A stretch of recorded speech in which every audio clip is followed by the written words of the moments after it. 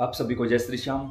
आज की वीडियो में हम आषाढ़ मास के शुक्ल पक्ष की देवशयनी एकादशी के व्रत की व्रत कथा सुनने जा रहे हैं। सभी प्रेमी जहां भी हैं 2 से 3 मिनट के लिए अपने घर के मंदिर में बैठ जाइए। जिस भी देवी देवता की पूजा करते हो उनके सामने बैठकर अपने राइट हैंड में थोड़ा सा जल लीजिए और संकल्प करिए, हे श्री नारायण भगवान, मेरा नाम यह है, पिता या पति का नाम यह है, गोत्र यह है, इस जगह के निवासी हैं। आज हम आपकी पवित्र देवशयनी एकादशी के व्रत की व्रत कथा सुनने जा रहे हैं। यहाँ हम कथा पूरी करते हैं, वहाँ आप हमारी मनोकामना पूरी कर दो। जो भी अर्जी है वो बता दो, जल नीचे की ओर छोड़ दो।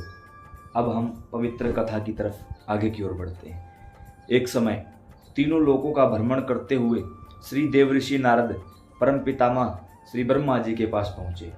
जाकर जिज्ञासा पूर्वक उत्सुकता पूर्वक उन्हें प्रणाम किया और कहा कि आप हमें आषाढ़ मास में शुक्ल पक्ष की एकादशी के बारे में बताइए। ऐसा प्रश्न सुनकर स्वयं ब्रह्मा जी गदगद हुए कि पुत्र, आपके इस प्रश्न के कारण हमें भगवान का ध्यान, चिंतन और कथा कहने और सुनने का सौभाग्य प्राप्त हुआ है। बड़े आनंदित हुए श्री ब्रह्मा जी और कहने लगे कि ध्यान से सुनो, आषाढ़ मास में शुक्ल पक्ष में जो एकादशी आती है उसको देवशयनी एकादशी कहा जाता है। इसी दिन श्री नारायण भगवान 4 महीने के लिए गहरी निद्रा में चले जाते हैं राजा बलि के पास पाताल लोक में। इन 4 महीने में पृथ्वी का या अन्य लोकों का जो कार्यभार है वो साक्षात त्रिभुवनपति भगवान शिव संभालते हैं। ऐसे में प्राचीन समय में एक महान सूर्यवंशी राजा हुए मानदाता। बड़े ही धर्मपरायण राजा थे, प्रजा खुश थी, लेकिन उनके शासनकाल में एक बार अकाल की स्थिति उत्पन्न हो गई। भयानक अकाल पड़ गया। लोगों का भगवान पर से विश्वास उठने लगा। जो पूजा पद्धति थी वो भी प्रभावित हुई। हवन यज्ञ इत्यादि बंद हो गए। सभी संतों ने, ऋषि मुनियों ने और उस प्रजा ने मिलकर राजा के पास जाना उचित समझा। जब राजा को इनकी बात का पता लगा वो भी बड़े दुखी हुए कि अब क्या किया जाए। उनके पास भी कोई ऐसी बात नहीं थी। संत जनों से विचार विमर्श किया लेकिन कोई निष्कर्ष नहीं निकला। अंततः राजा चल पड़े वन की ओर कि किसी योग्य संत के, गुरु के श्री चरणों के माध्यम से कुछ ना कुछ उपाय जरूर मिलेगा। चलते चलते जहाँ पहुँचे परम तेजस्वी और इस पूरी सृष्टि को अपने तप से तपायमान करने वाले श्री अंगिरा ऋषि के पास। दंडवत प्रणाम किया, आने का प्रयोजन बताया। श्री अंगिरा ऋषि बड़े प्रसन्न हुए कि एक राजा ऐसा है जो अपनी प्रजा के लिए कुछ भी करने को तैयार है।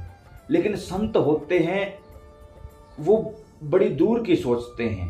उन्होंने देखा कि जो मैं राजा को देने जा रहा हूं, क्या राजा के पास योग्यता है, वो ले सकता है? कहीं ऐसा तो नहीं कि मैं इसको कोई वस्तु दे दूं और ये उसको व्यर्थ कर दे। इसलिए संत ने उनकी परीक्षा लेनी चाहिए। कहा कि राजन, मैं तुम्हें उपाय बता सकता हूं और उपाय करते ही तुम्हारे राज्य में वर्षा हो जाएगी। प्रभु बताइए कि तुम्हारे यहाँ पर कोई शूद्र है, वो वेद पाठों का अध्ययन कर रहा है, जाकर तत्काल उसको मार दो, उसी समय वर्षा हो जाएगी। राजा ने हाथ जोड़ लिए। कहा, भगवान, जो भगवान का भजन कर रहा है, वेदों का मनन पाठन चिंतन कर रहा है, वो शूद्र कैसे हो सकता है? वो तो भगवान को प्राप्त करने के योग्य है, वो शूद्र नहीं हो सकता। और चाहे कोई कैसा भी क्यों ना हो, मैं किसी भी जीव को दंडित नहीं कर सकता, मुझे इसका अधिकार नहीं है। और ऊपर से वो निरपराध है, उसने कोई अपराध तो कर ही नहीं रखा। फिर अब मैं किस प्रकार ये चेष्टा कर दूं? अंगिरा ऋषि प्रसन्न हुए और कहा, राजन, आपकी परीक्षा थी। हम देखना चाहते थे कि जो वस्तु आपको देने जा रहे हैं आप उसके लायक हो या नहीं हो। तब श्री अंगिरा ऋषि ने कहा कि आषाढ़ मास के शुक्ल पक्ष की देवशयनी एकादशी के व्रत का विधि पूर्वक व्रत करो, अनुष्ठान करो। 4 वर्णों को साथ लेकर अनुष्ठान करो और विधि पूर्वक पारण करो। समय अनुसार निश्चिंत तुम्हारे राज्य में वर्षा होगी।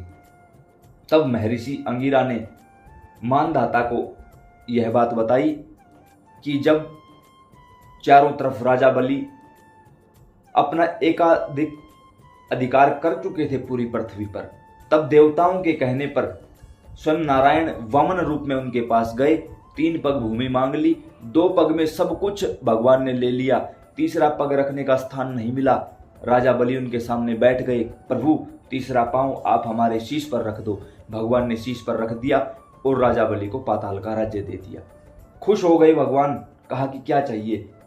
तो राजा बलि ने कहा, प्रभु आप मेरे पास पाताल लोक में निवास करिए। तो भगवान का तो ये स्वभाव है, वो तो भक्त के पीछे चल पड़ते हैं भाई। श्री नारायण भगवान पाताल लोक में राजा बलि के साथ निवास करने लगे।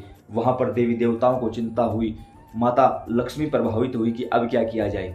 माता लक्ष्मी गरीब स्त्री का वेश बनाकर पहुंची राजा बलि के पास, उनको राखी बांधकर अपना भाई बनाया।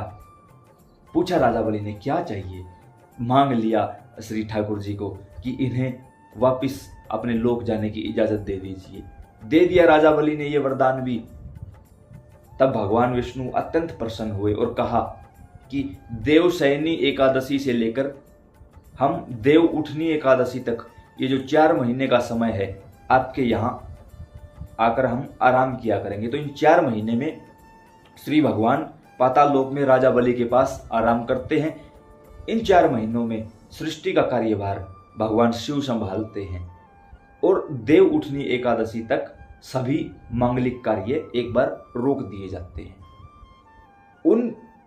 उसी प्रकार राजा ने जब श्री अंगिरा ऋषि से ये दिव्य कथा सुनी, प्रणाम किया, पहुंचे अपने नगर और चारों वर्णों के साथ विधि पूर्वक व्रत किया, समय अनुसार पारण किया, संतों का गुरुजनों का पूजन किया और ऐसी कृपा की नारायण ने कि इन 4 महीनों में हर रोज लगातार मूसलाधार वर्षा होती रही और जो अकाल पड़ा था उसको शांत कर दिया गया। तो इस प्रकार यह दिव्य चरित्र एवं दिव्य कथा जो कोई कहता है, सुनता है, श्री नारायण भगवान उस पर प्रसन्न होते हैं और उनको अपने श्री चरणों में हमेशा हमेशा के लिए विश्राम दे देते हैं। फिर संसार का आवागमन बंद हो जाता है। अतः आप सभी से भी प्रार्थना है, जिन लोगों ने इस दिव्य कथा को सुना, फेसबुक व्हाट्सएप के माध्यम से अन्य प्रेमियों को सुनाइए। क्यों? जो भी इस दिव्य कथा को सुनेगा उसका जो पुण्य उसको प्राप्त होगा, उसका 16% हिस्सा उसके पास भेजने वाले को मिलेगा, यानी कि आपको मिलेगा। जिस YouTube चैनल पर आप इनको देख रहे हैं, आपका अपना श्याम परिवार है। आप भी इस श्याम परिवार का हिस्सा बन जाइए और आनंद विभोर हो जाइए। ऐसी ही अन्य वीडियो के लिए, ऐसी जानकारी के लिए, भगवान से संबंधित, पूजा पाठ से संबंधित, पितरों से संबंधित, कथा से संबंधित, देवी देवताओं से संबंधित, सिद्धि साधना से संबंधित सभी प्रकार की वीडियो इसी YouTube चैनल पर डाल दी गई है। यहाँ पर एंड स्क्रीन के रूप में आपको बाबा श्याम की अन्य पूजा की विधियां भी प्राप्त हो जाएंगी। तो एक बार इस चैनल को जरूर विजिट करें।